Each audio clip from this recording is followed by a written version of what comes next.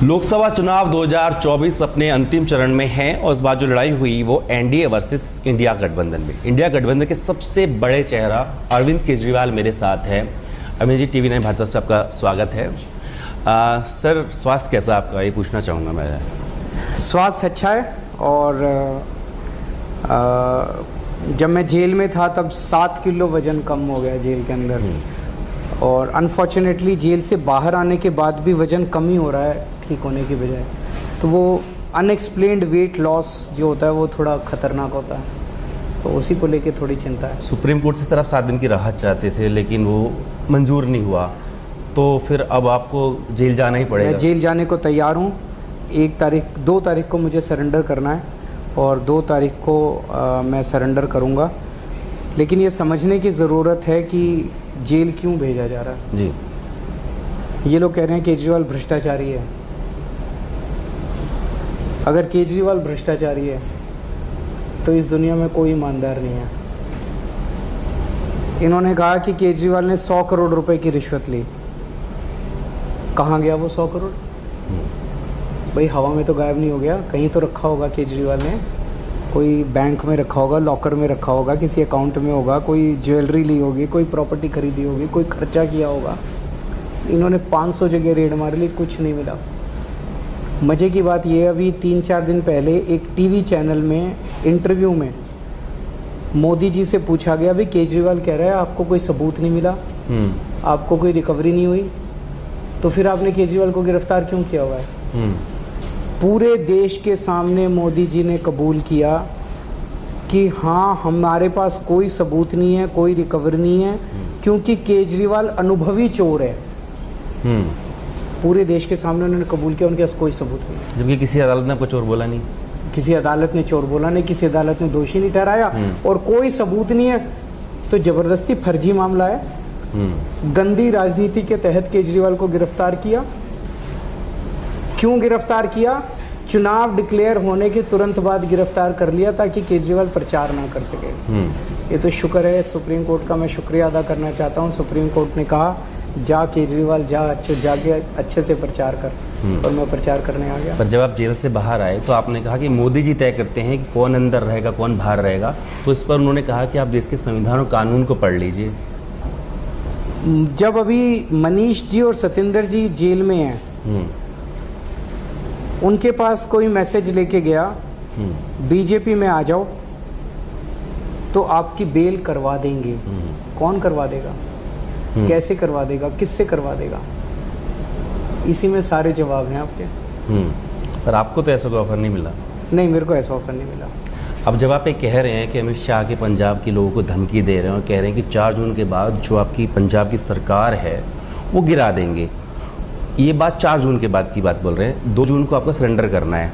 इतना बड़ा अगर संकट आने वाला है तो उसके लिए कुछ आप प्लान रेडी करके जा रहे हैं, क्योंकि इस वक्त आप जेल में होंगे? ऊपर वाला साथ है हमारे। हम छोटे से थे, दिल्ली की गलियों में NGO चलाया करता था मैं। कभी जिंदगी में नहीं सोचा था कि मैं चुनाव लड़ूंगा, पार्टी बनाऊंगा। भगवान ने मुख्यमंत्री बना दिया, फिर भगवान ने दूसरा राज्य भी दे दिया। ऊपर वाले पे भरोसा रखो, ऊपर वाला सब ठीक करेगा। अमित शाह जी अभी 3 दिन पहले लुधियाना आए, और लुधियाना में उन्होंने खुलेआम पंजाब के लोगों को धमकी दी, 3 करोड़ पंजाबियों को, कि पंजाबियों तुमने जो सरकार चुनी है आम आदमी पार्टी की, 4 जून के बाद उस सरकार को बर्खास्त कर दूंगा और तुम्हारे मुख्यमंत्री को हटा दूंगा। कैसे हटा देंगे? गजब है, गजब की गुंडागर्दी है।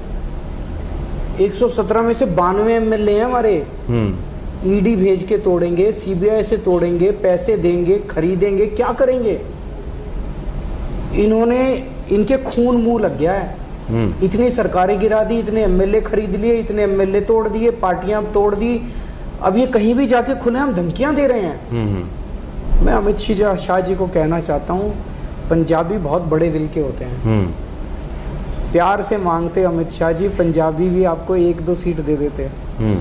अब जब आपने धमकी दी है तो 1 जून को पंजाबी सारे मिलके 3 करोड़ पंजाबी आपको इस धमकी का अच्छा जवाब देंगे।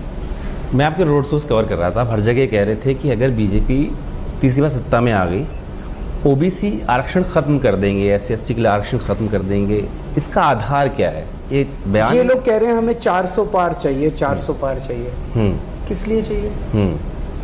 300 से भी काम चल जाता है, 400 पार क्यों चाहिए? तो इनसे पूछा तो बोले जी मोदी जी कुछ बड़ा काम करना चाहते हैं। पूछा क्या काम करना चाहते हैं? तो पता चला कि इन्होंने रिजर्वेशन खत्म करने का प्लान बनाया हुआ है। एससी एसटी और ओबीसी रिजर्वेशन खत्म करना चाहते हैं। वो कह रहे हैं हम नहीं करेंगे ऐसा।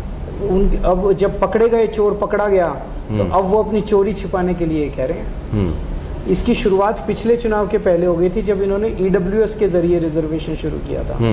वो बढ़ा के और ये एससी एसटी ओबीसी का रिजर्वेशन खत्म करना चाहते हैं। सर ये बताइए, 1 जून को बैठक बुलाई गई है, शायद इसलिए समय रखा इंडिया गठबंधन क्योंकि आपको 2 तारीख को सरेंडर करना है, तो उसका चर्चा का विषय क्या होगा? क्या इंटेक्ट करके आप भी शामिल होंगे? मुझे लगता है कि शायद स्ट्रैटेजी वगैरह कुछ बनाएंगे, लेकिन अभी मुझे ज़्यादा एजेंडा नहीं पता। मैं चुनाव उसमें व्यस्त था, मैं ज़्यादा पूछा नहीं है। सर आखिरी आपसे पूछूंगा, आपका आकलन क्या है? क्योंकि आप लिख के देते हो कि बस सटीक भी बैठता है, कितना इंडिया अलायंस को और कितना बीजेपी को? पेन आपके पास है, पेपर में आपको दे रहा हूँ। मैं अभी उसके पहले बताना चाह रहा हूँ जी। मैं पूरे देश भर में घूमा हूँ जी। लोग महंगाई से और बेरोजगारी से बहुत त्रस्त हैं। घर का खर्चा नहीं चल रहा, हर चीज़ के दाम बढ़ गए और घर में बच्चे बेरोजगार बैठे हैं। लोग अपने प्रधानमंत्री की तरफ उम्मीद से देखते हैं कि प्रधानमंत्री हमें समाधान देंगे जी। लेकिन जब लोग टीवी खोलते हैं तो प्रधानमंत्री जी गाली देते हुए मिलते हैं। एक भाषण में प्रधानमंत्री बोले इंडिया गठबंधन वालों को वोट दिया तो अगर आपकी 2 भैंस है तो 1 भैंस खोल के ले जाएंगे। ये क्या है, कहाँ से आया? टोंटी की बात भी। एक भाषण में कहते हैं अगर इंडिया गठबंधन वालों को वोट दिया तो ये तुम्हारे घर की टूटी खोल के ले जाएंगे। एक भाषण में कहते हैं कि अगर इंडिया गठबंधन वालों को वोट दिया तो ये तुम्हारे मंगलसूत्र छीन के ले जाएंगे। बॉम्बे जाके कहते हैं कि शरद पवार भटकती आत्मा है, उद्धव ठाकरे अपने पिताजी की नकली संतान है। लोगों को लगता है यार हम इतने दुखी हैं, इतने परेशान हैं, महंगाई से इतने परेशान हो गए तो गाली गलौज कर रहे हैं। इन्हें कुछ पता ही नहीं कि हमारी प्रॉब्लम क्या है। ये तो बिल्कुल कटे हुए हैं, इनको कुछ मतलब इनके पास कोई समाधान ही नहीं है, हमारी समस्याओं की चिंता ही नहीं है इनको। तो लोग बहुत नाराज हैं और आजकल तो इनके अहंकार की सारी सीमाएं क्रॉस कर गई हैं। पिछले कुछ हफ्तों से मोदी जी ने कहना चालू कर दिया है अपने इंटरव्यूज में कि मैं आम इंसान नहीं हूँ, मैं भगवान का अवतार हूँ। मैं अपनी माँ के पेट से पैदा नहीं हुआ, मैंने इस पृथ्वी पे मैं प्रकट हुआ हूँ। मैं आपके दर्शकों से पूछना चाहता हूँ किस किस को लगता है कि मोदी जी भगवान है? मैं रामचंद्र जी की पूजा करता हूँ, मैं कृष्ण जी की पूजा करता हूँ, हनुमान जी की पूजा करता हूँ, शिव जी की पूजा करता हूँ।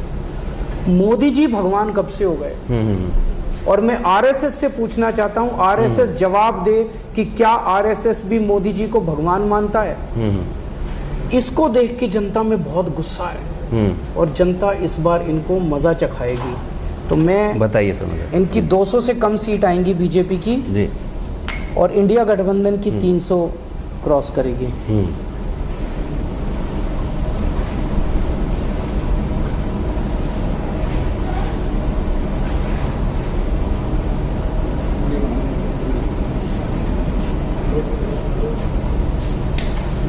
बिल्कुल, सब समय देने के लिए शुक्रिया।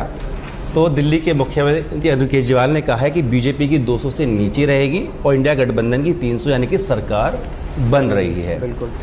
समय देने के लिए बहुत बहुत शुक्रिया सर, आपका स्वास्थ्य अच्छा रहे, हम ये कामना करेंगे। Thank you. तो ये दावा है दिल्ली के मुख्यमंत्री का, आखिर ये कितना सटीक बैठता है पता लगेगा 4 जून को। अपने सहयोगी चेतन के साथ जितेंद्र, भारतीय टीवी में बात।